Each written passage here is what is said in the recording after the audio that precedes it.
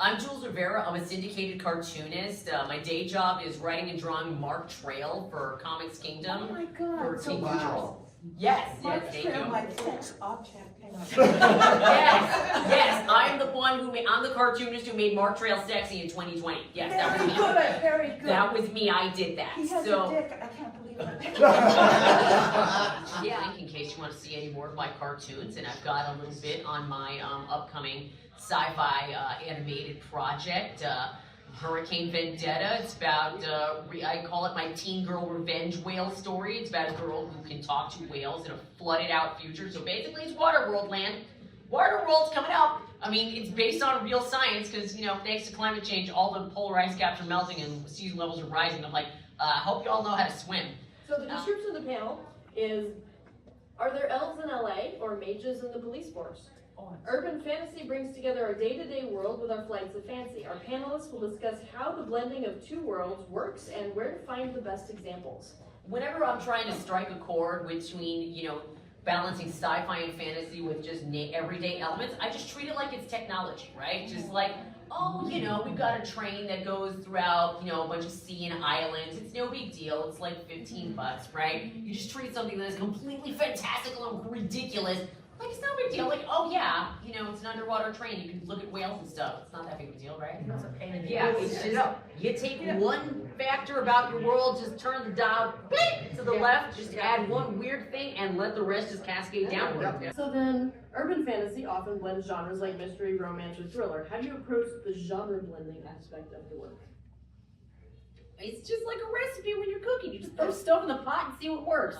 You know, the new thing I'm working on is a combination of, you know, it's got fantasy elements because the girl can hear a whale. That's not normal. There's no science explanation behind that. It's just, she just hears whales. What do you want? And, you know, that's a blending of, you know, kind of a nature story with the sci-fi story of, well, the world's flooded out. And then there's the other sci-fi story of, you know, bad guys stealing all the resources. And it's just, what do you want to talk about?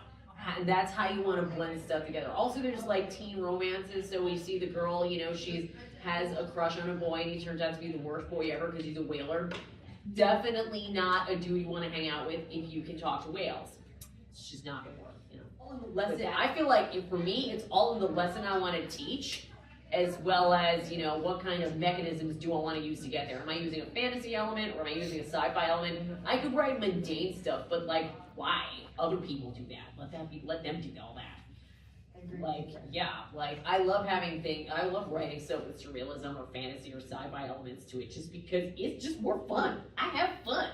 What? So you know it has to be fun. Yeah. So, I mean, I'm not so rigid, but I'm like, I will set up a bunch of plotline bullet points, boom, boom, boom, boom, boom. And then I'm like, okay, let's break that down into scenes. Scene. Okay, what's gonna happen to the scene? Blech. Okay, great. Even if I do a bad job, so what? I can rewrite the scene later. But at least I know what all the moving parts of my machine is doing.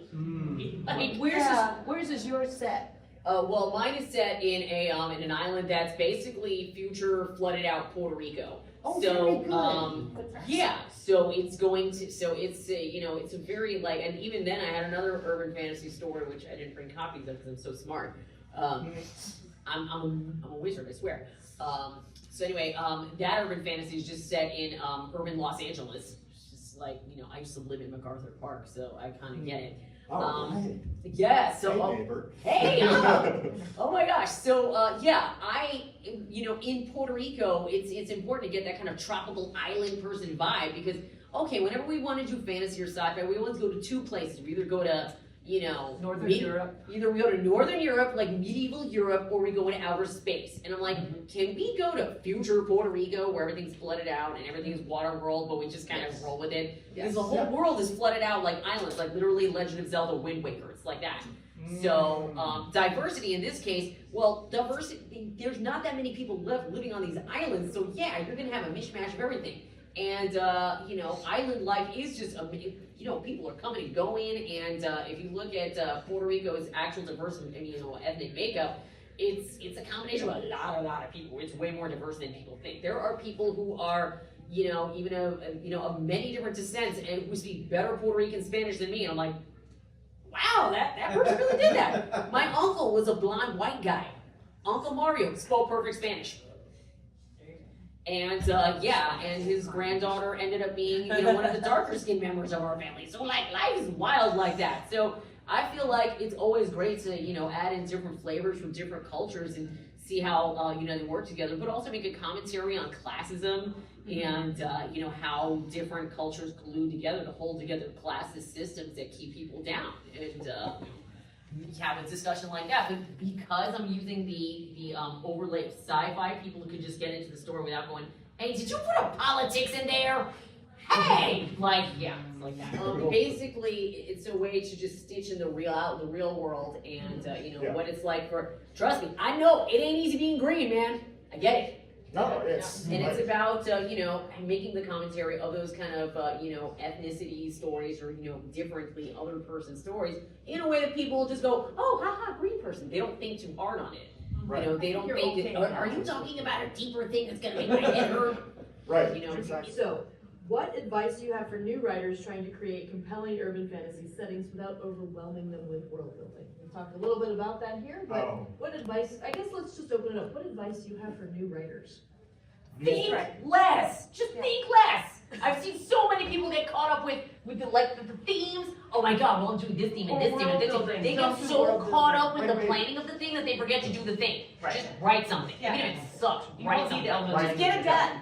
Yeah, ski right over the shark. Just go into space after the shark. Bypass the shark, go into space. Yeah, If you're not having fun, why are you writing? I think the most important thing that people need to remember is that writing's supposed to be fun. Have fun. Like, if it feels like a drudgery, throw it out, start over, whatever. Love, Jules!